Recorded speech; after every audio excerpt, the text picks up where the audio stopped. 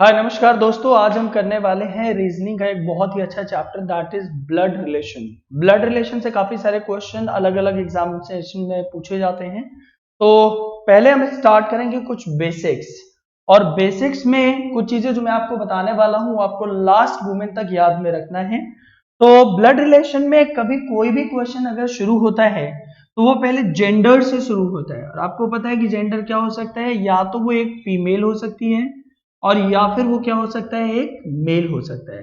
तो इस चीज को हमें ध्यान में रखना है कि कभी भी अगर हम किसी फीमेल को रिप्रेजेंट करेंगे तो फीमेल हमेशा सर्कल में, और आप एक मेल को हमेशा बॉक्स के अंदर क्रिएट करिए, ठीक है। जब फीमेल और मेल के बीच में हस्बैंड और वाइफ का रिलेशन हो तो इन दोनों के बीच में एक पैरेलल लाइन ड्रॉ करी जाती है। तो इसका मतलब क्या हो गया कि F आपका फीमेल है and M is the male, तो ये हस्बैंड हो गया और ये क्या हो गई, वाइफ हो गई।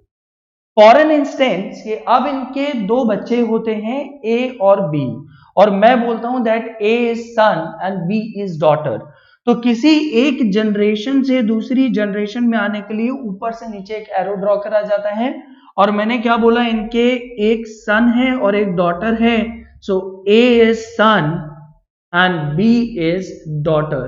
तो B F और M दोनों की डॉटर है और A F और M दोनों का सन है। Let's say F has the parents, F के भी पेरेंट्स होंगे। तो मान के चलते हैं कि F के पेरेंट्स हैं यहां पर और उनके नाम है C और D। ऑब्वियसली बात है, एक मेल होगा और एक फीमेल होगा। तो C मान लीजिए कि फीमेल है और D क्या है, आपका मेल है। अब आपको ये पूछा जाए that what is the relation of A with C। Remember, relation किसका पूछा जा रहा है, A का C के साथ, कि A का C के साथ क्या रिलेशन है। तो हम कैसे देखते हैं, हमें C के रिस्पेक्ट में पूछा गया है। तो देखिए C की ये क्या हो गई, डॉटर, और ये क्या हो गया, डॉटर का सन, तो ये क्या हो गया, ग्रैंडसन। तो अगर मैं देखूं C के रिस्पेक्ट में A क्या हो गया, ग्रैंडसन, सिमिलरली B क्या हो गई, ग्रैंड डॉटर। और अगर ये पूछा जाए कि A के रिस्पेक्ट में C कौन है, तो C हो गई ग्रैंड मदर और D हो गया ग्रैंड फादर। यहां पर एक चीज और जो ध्यान में रखने वाली बात होती है वो ये है कि जो भी रिश्ता मदर की साइड से आगे बढ़ता है वो मैटरनल कहलाता है, और जो रिश्ता फादर की साइड आगे बढ़ता है उसको हम क्या बोलेंगे, पैटर्नल। तो ये दो वर्ड आपको याद रखने हैं, एक कहलाता है मैटरनल और दूसरा क्या कहलाता है, पैटर्नल। तो ये दो वर्ड्स आपको ध्यान में रखना है। तो ये मदर की तरफ से लगने वाला रिश्ता है और ये किधर से लगेगा, फादर की साइड से लगने वाला रिश्ता है। अब लेते हैं कि मान के चलिए कि M की एक कोई सिस्टर है। तो M की सिस्टर, तो मैंने, आप देखिए यहां पर मैंने एरो कैसे बनाया कि दोनों साइड इसमें एरोस हैं। तो जब भी हम इस एरो को मार्क करेंगे, इस तरीके का कोई एरो मार्क करते हैं, कैसा, इस तरीके का कोई एरो जब मार्क करेंगे तो ये एरो बेसिकली रिप्रेजेंट करता है सिबलिंग्स को। किसको रिप्रेजेंट करेगा, ये सिबलिंग्स को। और सिबलिंग का मतलब होता है brother and brother, sister and sister, और ब्रदर एंड सिस्टर। तो ये रिलेशंस क्या कहलाते हैं, सिबलिंग कहलाते हैं। तो मान के चलिए कि M की एक सिस्टर है यानी सिबलिंग है और उसका नाम है E। क्या नाम है उसका, E नाम है। तो अब अगर हमें देखें, अब आपसे क्वेश्चन पूछा जाएगा what is the relation of E with B। E का रिलेशन B के साथ, तो जिससे पूछा गया हम उधर से जाएंगे। तो B की ये कौन है, फादर, M कौन है, फादर, और फादर की सिस्टर क्या कहलाती है, पैटर्नल आंट यानी बुआ जी। तो E B का क्या हो गया, पैटर्नल आंट। और अगर E का कोई हस्बैंड होता, लेट्स से कि G है, तो G क्या हो जाता, आपका अंकल हो जाता, ठीक है। ये आपके फादर है, फादर की सिस्टर यानी कौन हो गई, बुआ जी, और बुआ जी के जो हस्बैंड होंगे वो कौन हो गए, आपके पैटर्नल अंकल, या आप इन्हें बोल सकते हैं क्या, आप इनको बोलेंगे अंकल। सिंपली वर्ड में आप इनको अंकल बोलेंगे। सिमिलरली एक रिलेशन होता है जिसे हम बोलते हैं नेफ्यू, और एक होता है नीस। तो ये दो वर्ड हमें याद रखना है। नेफ्यू का मतलब होता है भतीजा या भांजा, और नीस का मतलब होता है भतीजी या भांजी। तो इंग्लिश में बस यही है कि इंग्लिश वर्ड्स में आपको नेफ्यू में ध्यान में रखना है कि भतीजा या भांजा दोनों ही नेफ्यू कहलाते हैं, और नीस आपकी भतीजी या भांजी दोनों ही आपकी नीस कहलाती हैं। तो अगर मैं देखूं कि बी ई का क्या लगेगा, तो आप देखिए ई के ब्रदर की बेटी, तो ब्रदर की बेटी क्या होती है, भतीजी होती है, तो मतलब बी ई की क्या हो गई, नीस हो गई। एंड सिमिलरली आप देखो ई का भाई और भाई का बेटा कौन, ए, तो ए कौन हो गया, ए के रिस्पेक्ट में नेफ्यू, और बी कौन हो गई आपकी नीस। तो ये चीजें भी आपको ध्यान में रखनी है। यहीं पर अगर आपसे क्वेश्चन पूछा जाए कि बताइए what is the relation of E with F, E का रिलेशन एफ के साथ क्या है, अगर आपसे ये पूछा जाए तो आपको क्या देखना है, ई का हस्बैंड, सॉरी ई का ब्रदर, और ब्रदर की जो वाइफ होगी वो क्या कहलाएगी, सिस्टर इन लॉ।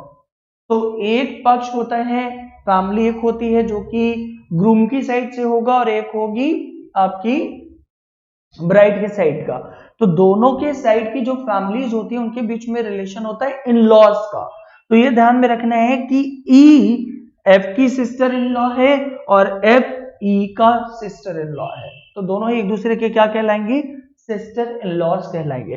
सिमिलरली अगर आप पूछें कि एम जी का क्या लगेगा, तो देखिए एम की सिस्टर और सिस्टर का हस्बैंड क्या कहलाता है, जीजा जी, तो जीजा जी क्या हो गया, इन लॉज हो गए, तो इसलिए ये जो है एम के क्या हो गया, ब्रदर इन लॉ, और जी एम का ब्रदर इन लॉ और एम जी का ब्रदर इन लॉ। तो ये चीजें आपको थोड़ी सी क्लियर रखनी है। कई बार ऐसा होगा कि आपके जो रिलेशन है वो कॉम्प्लेक्स हो जाएंगे। फॉर एन इंस्टेंस कि मैं यहां पर जी के माता और पिता बना देता हूं, फॉर इंस्टेंस मैं बोलता हूं कि जी के जो फादर और मदर हैं वो हैं एच और आई, तो आई क्या हो गए, जी के फादर, और एच कौन हो गया, जी के मदर। अब आपसे पूछा जाए for an instance that what is the relation of F with H, क्या पूछ लिया गया कि F का रिलेशन H के साथ क्या होगा। तो ये सिचुएशन थोड़ी कॉम्प्लेक्स हो गई जहां पर डायरेक्ट आपका रिलेशन नहीं निकलेगा, तो हमें यहां पर कुछ चीजें ध्यान में रखनी होंगी। देखिए H का ये है कौन, सन, ये कौन है आपकी डॉटर इन लॉ, तो H के रिस्पेक्ट में E कौन हो गई, डॉटर इन लॉ, और जबकि E के रिस्पेक्ट में H कौन हो गया आपका मदर इन लॉ, और E के रिस्पेक्ट में I कौन हो गया आपका, जो आपका बोलते हैं फादर इन लॉ यानी ससुर जी।